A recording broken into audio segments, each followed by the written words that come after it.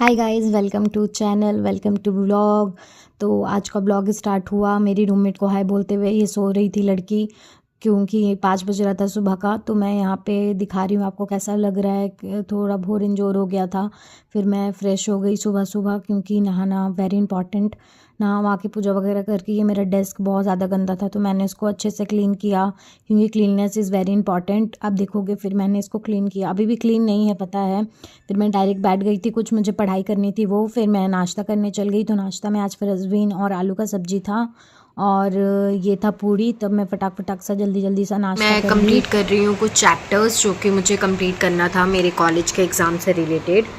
तो अभी ज्योग्राफ़ी चल रहा है और ज्योग्राफ़ी का मैं यहाँ पे रीड कर रही हूँ मिनरल्स एंड रॉक्स। मैं आपको दिखाती हूँ, एक सेकेंड। सेडिमेंट्री रॉक पढ़ रही हूँ। ये जो है ना, the process is called lithification. ये बहुत इंपॉर्टेंट प्रोसेस है, इससे बहुत सारे क्वेश्चन पूछे गए हैं कॉम्पिटेटिव एग्जाम में, और अभी बीपीएससी एग्जाम होने वाला है, तो ये जरूरी है पढ़ना। इसको आप देख लेना। सेडिमेंट्री रॉक का इंपॉर्टेंट फीचर्स है, और यहाँ पे क्लासिफिकेशन कुछ दिए हुए हैं, जैसे मैकेनिकल फॉर्म्ड, ऑर्गेनिकली फॉर्म्ड और फिर केमिकली फॉर्म्ड। तो ये सबको आप देख लेना और इसके एग्जाम्पल्स याद कर लेना, क्योंकि देखो मैंने यहाँ पे एग्जाम्पल्स ऐसे लिख लिया है।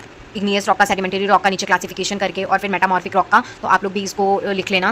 Continental drift theory Alfred Wegener ने दिया था। कन्वेंशनल थ्योरी आर्थर होम्स ने दिया था। फिर टेम्परेचर वर्टिकली हैंग होता है एस्थेनोस्फीयर में, मतलब राइज। कन्वेंशन का मतलब क्या होता है? राइज इन द टेम्परेचर, मतलब अगर वर्टिकली टेम्परेचर राइज हो रहा है तो उसको कन्वेंशन कहते हैं हम लोग। तो एंथरोम्स का थ्योरी था। सी फ्लोर हिस्पेनिंग हैरी हैज लेट टेक्टोनिक थ्योरी वांजी पार्कर। तो ये जो है वो मैंने इंपॉर्टेंट कुछ जो चीज़ें है वो मैंने लिख लिया है। देखो एक इंपॉर्टेंट चीज़ और मेरे को दिखाई है यहाँ पे, pressure volume and temperature Pvt जो है वो मेटामॉर्फिक प्रोसेस में आएगा। तो उसको गलती से सेडिमेंट्री या इग्नियस रॉक में मत लिखना। मेटामॉर्फिक रॉक को भी यहाँ पे 2 पार्ट में डिवाइड किया गया है, dynamic metamorphism and thermal metamorphism. तो वो चीज़ को ध्यान में रखना। जैसे कि मैंने यहाँ पे नोट्स बनाया है, तो यहाँ पे आप देख सकते हो, मैं आपको अपने नोट्स दिखा रही हूँ।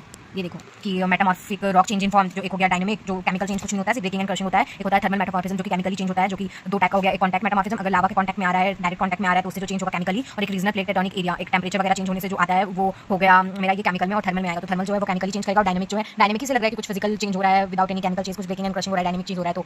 तो वो चीज़ याद रखना, वो चीज़ में कंफ्यूजन मत करना।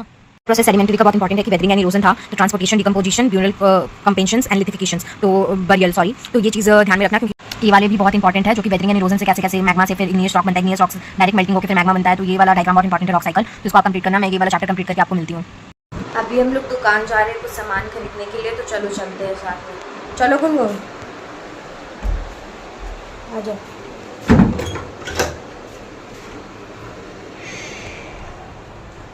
इस ब्लॉक का लाइट ऑफ है, अब सही है। ज़्यादा है गाइस, एक्सट्रीमली हॉट। यहाँ पे हम लोग जा रहे हैं, इतना ज़्यादा धूप था ना, क्या बताएं। मैंने कुछ